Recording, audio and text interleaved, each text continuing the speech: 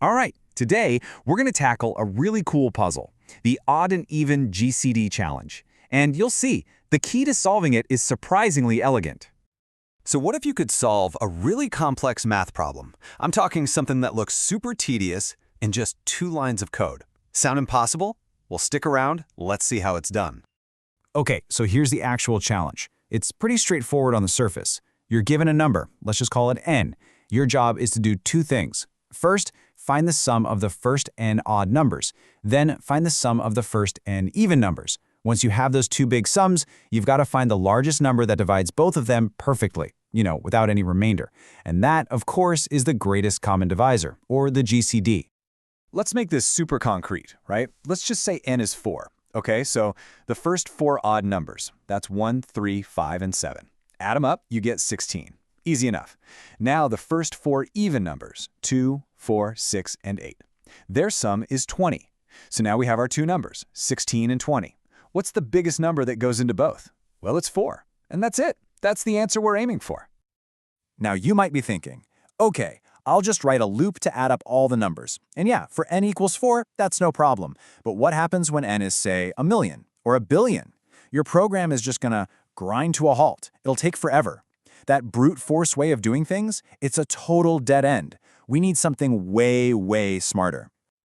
And that's where things get really interesting. This brings us to our first big aha moment.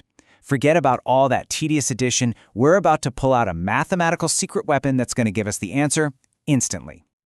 So, what's the secret? It's not some crazy complicated algorithm. It's actually just 2 incredibly simple but powerful mathematical formulas. Okay, you ready for this? The first shortcut is for the odd numbers. The sum of the first n odd numbers is always n squared. That's it. So for our example where n was 4, it's just 4 squared, which is 16. Boom, done. No loops, no adding. Just one single clean calculation. And what about the even numbers? You guess it, there's a shortcut for them too. And it's just as elegant. The sum is always n times n plus 1. So back to our n equals 4 example, that's just 4 times 5, which is 20. Again, one step, we've got our answer. Okay, let's pause for a second because this is the crucial part. We've just taken a process that could take millions, even billions of steps, and we've turned it into something that takes a single step. In computer science, we call this constant time, or O of 1. It means that it doesn't matter if n is 4 or 4 billion, the calculation takes the exact same tiny amount of time. I mean, that is a massive, massive leap in efficiency. All right, so part 1 is solved. We can get our 2 sums in a flash. But we still have to find their greatest common divisor. How do we do that efficiently? Well, for this, we're going to reach way back into the history books for a classic, totally battle-tested algorithm. And no, we're not using some fancy new library or framework. We are literally going to use a piece of mathematical tech that's over 2,000 years old. But here's the crazy part. It's still one of the most efficient ways to solve this problem. We're talking about the Euclidean algorithm. And the beauty of this thing is how simple it is. Let's walk through it with our numbers 20 and 16. Okay, so A is 20, B is 16. The rule is, if B is 0, we're done. Is it? Nope. So we repeat the process with a new pair of numbers, the old B, which is 16, and the remainder of A divided by B. So 20 divided by 16 leaves a remainder of 4. Our new numbers are 16 and 4.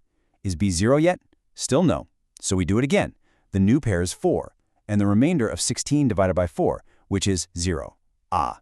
Now B is 0, so the algorithm says the answer is whatever A is, which is 4. See? It's lightning fast, and it just works. Every time. Okay, so we've got all our puzzle pieces on the table, we have our instant formulas for the sums, and we have this super efficient algorithm for the GCD. Now let's put it all together and see what this looks like as actual code. You're gonna love how simple this is. This is it. We're just calculating the sum of the odds.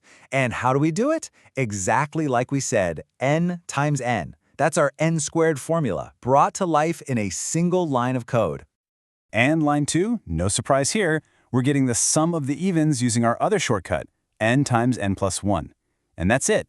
2 lines of code, 2 massive sums calculated in basically no time at all. So what's left? The final step is just returning the result of our GCD function. We just pass in those 2 sums we just calculated and let the algorithm do its magic. All the real heavy lifting was done by the math, not the code. And just look at the code for that GCD function itself. It's so clean. It's basically a perfect one-line translation of the steps we walk through. It just says, hey, is B equal to 0? If it is, A is our answer. If not, just call me again with B and the remainder. It's recursive, it's beautiful, and it is crazy fast. So, okay, we solved a fun little problem, but what's the real takeaway here? Why is thinking about problems this way so important, especially if you're into programming or engineering? The big lesson is this. Sometimes the right insight is worth more than 1,000 lines of brute force code. We saw how a couple of simple math formulas completely eliminated the need for loops, giving us those constant time OL1 sums. And we saw how an ancient algorithm is still a rock star today. That Euclidean algorithm? It runs in what's called logarithmic time, or OLN, which is just ridiculously faster than trying to check every possible divisor one by one. And really, it all boils down to one simple truth. Thinking smart beats coding hard, every single time. And that leaves me with a final thought for you.